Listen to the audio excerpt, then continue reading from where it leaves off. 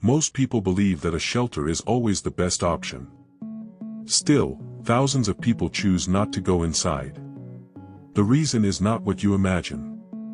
When people think about homelessness in the United States, the assumption is usually straightforward: if shelters exist, going into one should be the obvious choice. In theory, that is exactly how the system is designed.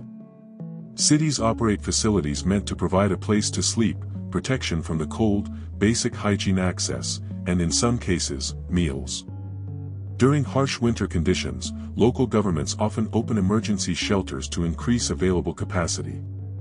On paper, the solution seems simple.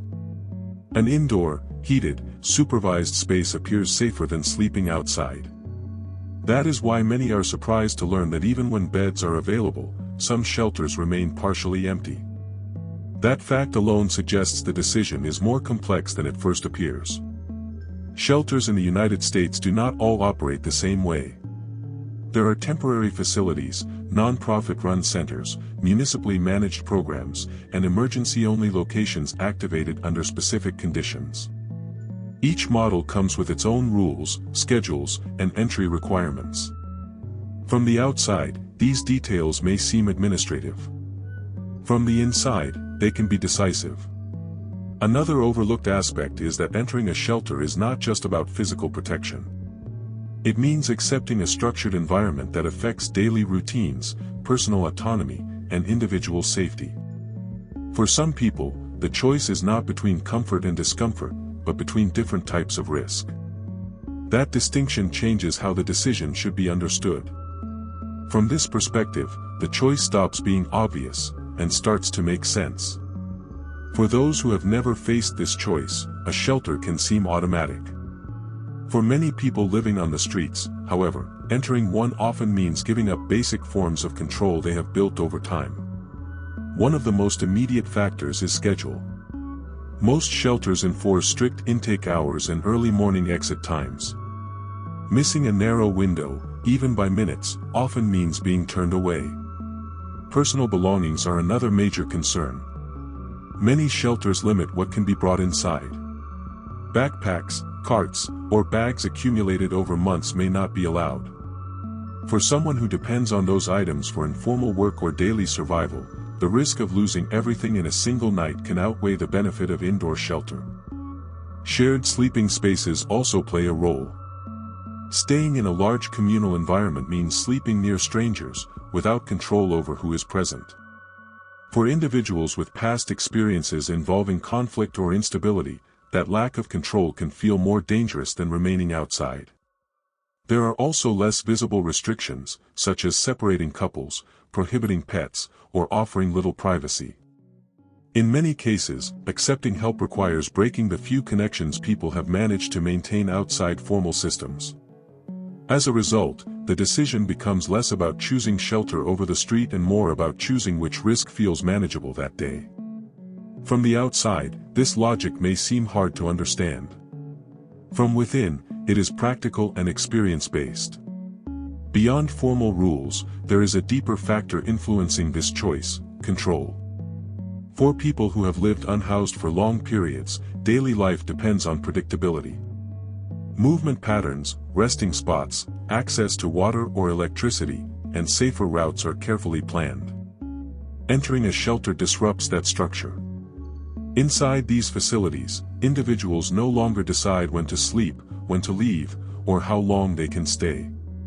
Even when rules exist to maintain order, the loss of autonomy can create anxiety.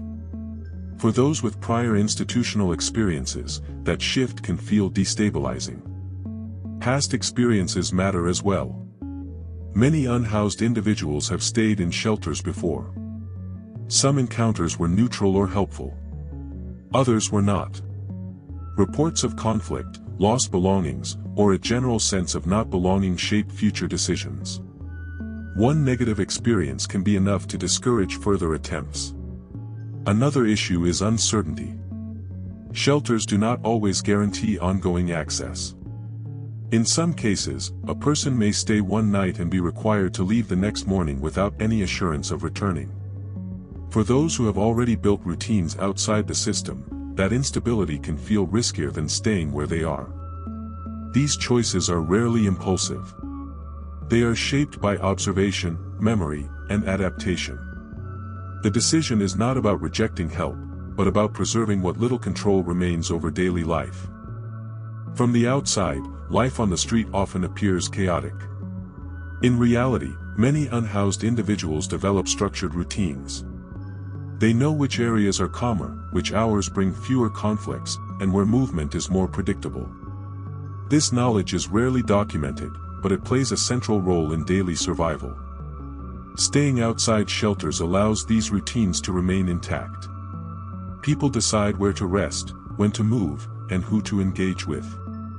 In some cases, that predictability reduces exposure to conflict more effectively than shared indoor environments. Some individuals use a mixed strategy. They enter shelters during extreme weather or emergencies, then return to their established routines afterward. This shows that refusal is not absolute, but situational. These patterns reinforce an important point: the decision is not based on ignorance. It is often informed by a clear understanding of the city and the options available at that moment. When viewed closely, it becomes clear that shelter refusal cannot be explained by a single reason. It reflects a constant evaluation of rules, risk, past experience, and personal autonomy. For some, shelters provide safety. For others, they introduce uncertainty. Understanding this logic does not require agreement, nor does it diminish the role shelters play. It simply acknowledges that human decisions become complex when choices are limited. What seems obvious from the outside is not always the safest option from within the situation. Seen through this lens, the question shifts from "why don't they go in?" to "what makes this choice so difficult?" That shift is where real understanding begins.